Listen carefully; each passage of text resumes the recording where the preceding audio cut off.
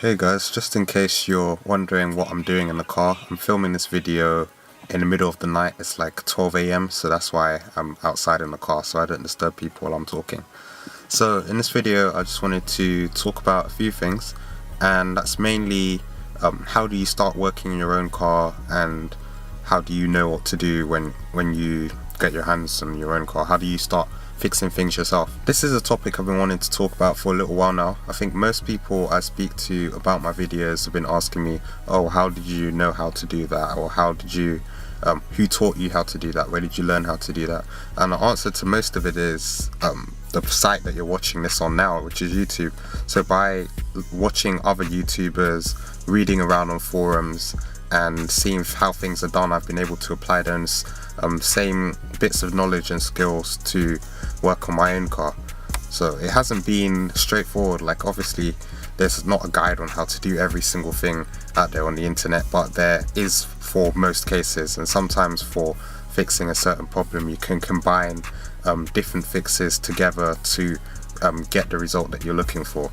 So for example, like the misfires video I did for the Corsa, I'll leave a link to that video in the description. That was a combination of things that I'd picked up from trying out, hearing or speaking to my mechanic and all of the people who'd worked on my car, and basically reading on forums on the internet. So by reading online, you're going to find good advice and you're going to find bad advice. There's people who will tell you one thing which will be correct and another will be incorrect. You have to kind of use your judgment to come to that. The reason why I recommend most people to be able to know how to work on their cars, that even if you're not really interested in cars, it's a good skill to have. I mean, especially if something goes wrong with your car and you've taken it to a mechanic, you want to know if you're being told the right thing or given a realistic quote for the amount of work that's being done. If you don't know anything about your vehicle, the chances are that you could get ripped off by someone who does know a lot but isn't a very honest trader. So that's one thing, to find yourself a reputable mechanic, but also know and understand the things that they're saying, so it's not just a whole load of do whatever it takes to make the car work again. You want to know what's actually going on and the work that they're going to do and why they need to do certain things. If you're wanting to start working on your car for the first time, one of the things I would advise is just not to be afraid of getting your hands dirty and just jumping straight into it. Like, a lot of people might be scared of oh, I'm gonna break my car, or I'm gonna do something that's gonna be irreversible and I won't be able to fix it. But most things, and I say most because not all, most things you can do relatively safely and not cause any damage to your car that can't be fixed by an experienced mechanic. If you want to work on your own car, I would advise that you first get familiar with all of the tools and the basic things that you know that you have to do, like, for example, undoing bolts, using wrenches, screwdrivers, all of those kind of stuff, that anything that you'd use to fix normal stuff around the house. It's more or less apply the same things to working on your car. You apply the same kind of practices when you're working on the bonnet. When it comes to modification and customizing, remember to declare everything you're doing on your insurance, because not doing so can get you into a hefty amount of trouble with them. So in some cases, if you mod your car, you haven't told your insurance company about it, you'll probably get if you get into an accident, you'd find yourself in a situation where you'd have to be explaining to the insurance company how things got in your car and where they came from. And if you've done modifications that are clearly not standard and you haven't declared them, there's a chance that you might not get any insurance payout, or your insurance might even be void, which gets the police involved for having no insurance during an accident.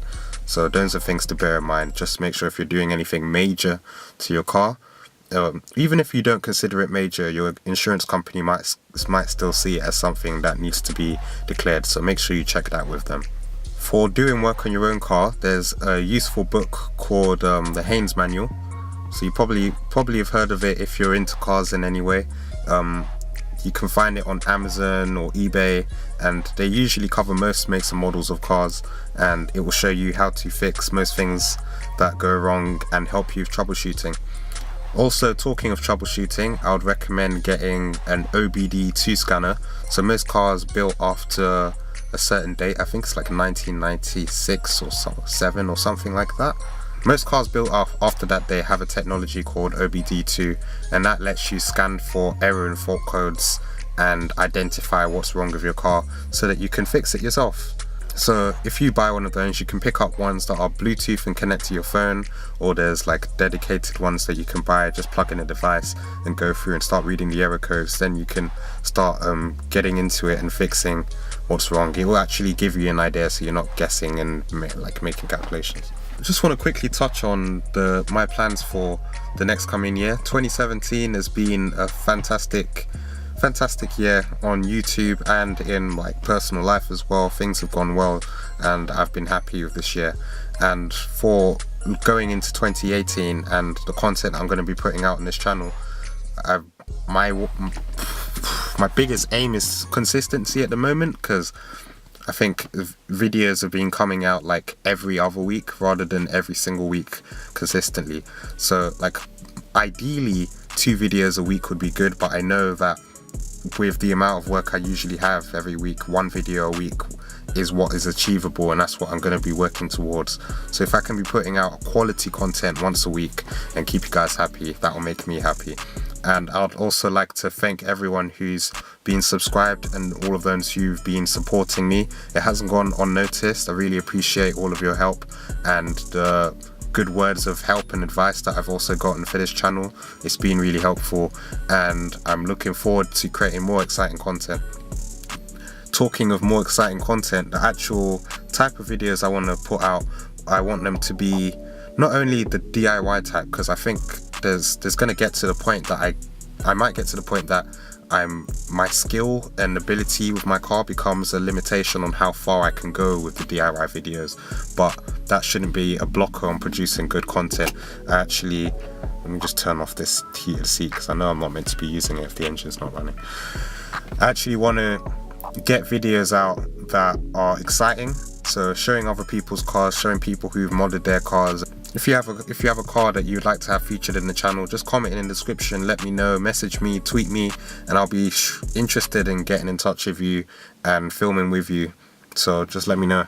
So yeah, I want to get more videos of actual driving, possibly car reviews. Car reviews are something I've been interested in for a long while now. The limitation there has just been insurance. Because of my age, I can't get insured on most cars on a temporary basis. It's either I take out a year's policy, which doesn't make sense to do a 5-minute video with. There's temporary insurance that I've spoken about in a previous video that does cover me for most cars, but I have to have reached a certain number of months on my license before I can drive cars of a higher insurance group. So when I get to that stage, you'll probably be seeing more cars on the channel. It's as simple as that. I can't really go out of my way and do things that aren't necessarily legal just to get content out. That's not what I'm about, and that's not what this channel's about. So just have to bear with me guys on the car reviewing side.